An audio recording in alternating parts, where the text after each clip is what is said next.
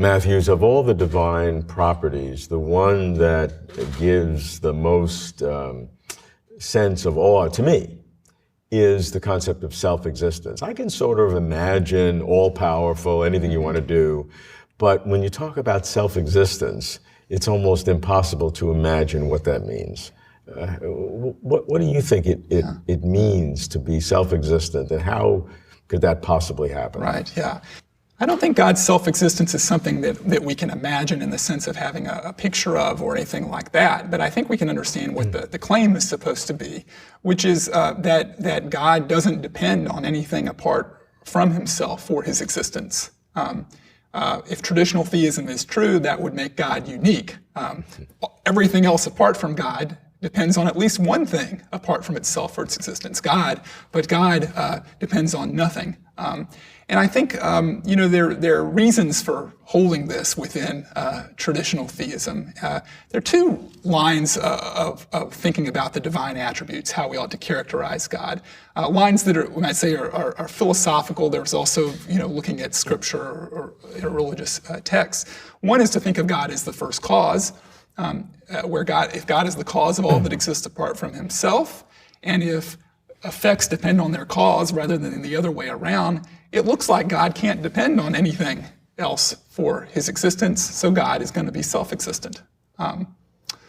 Another sort of approach to thinking about God's attributes is in terms of what sort of properties are making of a perfect being. What sort of properties would it be good to have? And one of them might be the characteristic of not depending on anything else for one's existence.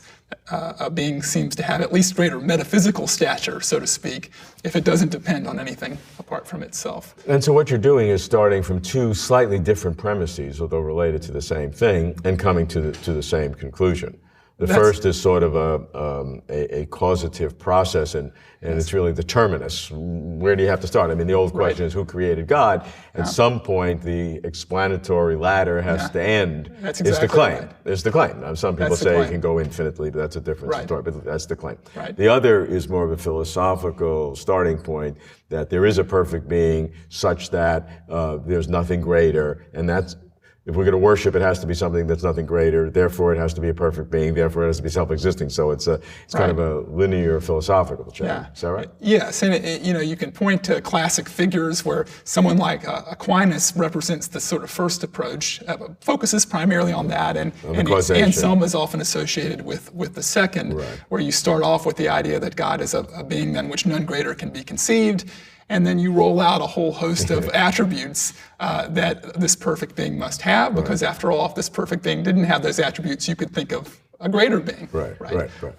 That's right. So, all right, now we have the ideology or the reasons why we think that God is self-existent. Now just try to explicate what that really means. I mean, how can you have something like that? Right. I mean, yes, hard to conceive. I think it's as much a piece of negative theology as it is a piece of positive theology. It sounds like when we're saying God is self-existent that we're affirming something of God, and in a way we are. But I mean, what does it come to? Well, I mean, the heart of the claim is really a claim about what isn't the case for God, right? Namely, that it's not the case that God depends on anything else, right? Whatever else we might want to say about God, right? God can't depend on something else for his existence. So in that sense, it's a piece of negative theology. And we have reasons for making the denial that God depends on anything else for his existence. It doesn't follow from that we can really wrap our minds around what a self-existent being actually is concretely. But of course, that's something that would be admitted by the mainstream theistic tradition.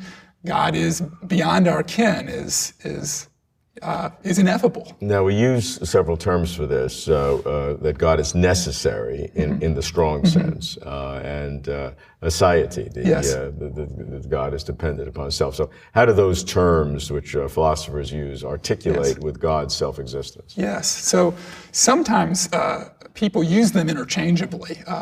They might think that for God to be a necessary being and for God to be ase or to self-existent comes to the same thing.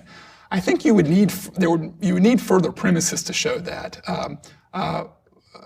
So, for instance, you could imagine a case where there were necessary beings that existed apart from God, even ones that God caused, right? So God might, be a necessary being who, in every world, causes certain other necessary beings. These other necessary beings would be necessary, but they wouldn't be self-existent because they would depend on God for their existence. And abstract objects are at least the possible candidates for that, because some people claim that abstract objects are real and that they're somehow grounded in the mind of God or something else. And if they're somehow brought about by God in all possible worlds, then they are necessary, but not self-existent. Yeah, that would be a good example. Now, I don't know necessarily that's very controversial. I know. Whether there are in fact necessary but not self-existent beings. In other words, necessary beings other than God. Right. I'm not sure, but if you wanted to show that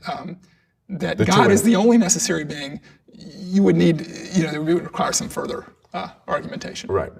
So integrating it all together, we know where God's self-existent comes from in terms of the lines of reasoning, the two lines of reasoning, and we have these concepts of necessary and self-existent. How do you put it all together?